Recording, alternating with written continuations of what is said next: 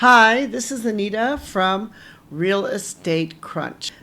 This month I'm going to talk a lot about renovations, in particular home renovations. Or I'm going to answer the question, can I move into my home immediately after renovation? Now this is kind of an interesting question because if you, like say you move out of a place or you bought a place, you're doing the renovations, can you move back into the home? Well, first of all, the renovation should be completed. That should be one of the factors you should determine. You shouldn't try to move in without the paint being done or the paint being wet or something being wet where something could be damaged. That everything should be dry and be undamaged. But the most important factor and crucial factor is the building inspection.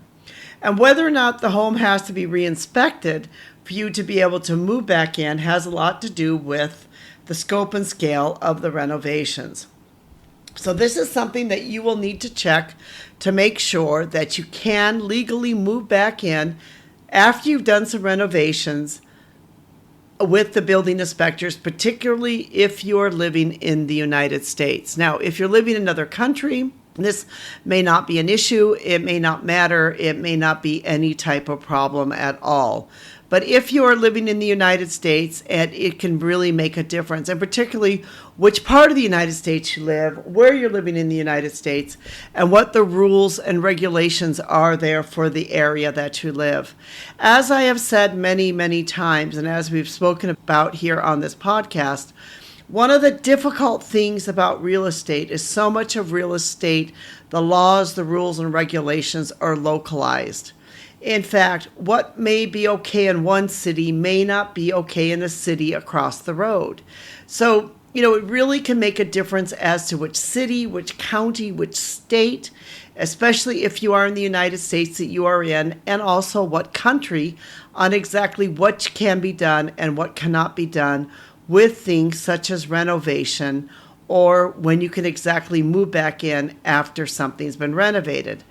For example, I know for a place like in Vietnam, this would not even be a question. There would not be any type of real inspection that went on here. Other parts of the world would be exactly the same.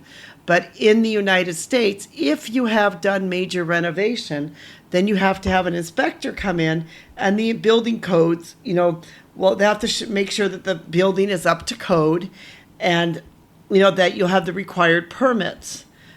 If the building does not pass the inspection, you cannot move in until the issues flagged are addressed. That becomes the main issue there. That if they are not addressed, you cannot simply just move back in.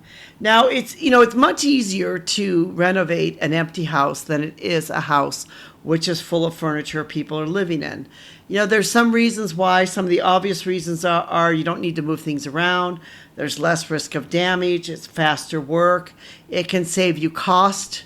It can save you time. There's going to be less disruption. It can be easier for the contractors. If you have contractors that need to go in and out, it's easier for them. It's better planning.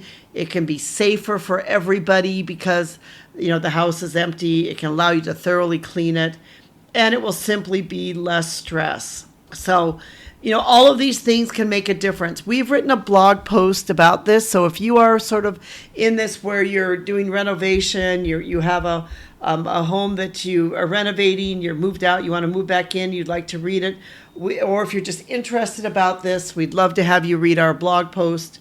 We'll put a link in the description below because we also give some ideas of some checklists and things that you need to do when you're looking to renovate and things that you should look out for when you are looking to renovate a home. So, talk about some of the key considerations and things you need to consider so that hopefully then you can be better prepared and it will not be a problem and you can move immediately right back in. This is Anita from Real Estate Crunch. We hope you've enjoyed this, where we spend a few minutes each week and talk about just some things to do with real estate. We'd like to thank you for being part of our community. If you have any questions at all, we'd love to hear from you. And we'd like to thank our team who makes this possible, especially Rico for making this happen. Thank you all so much.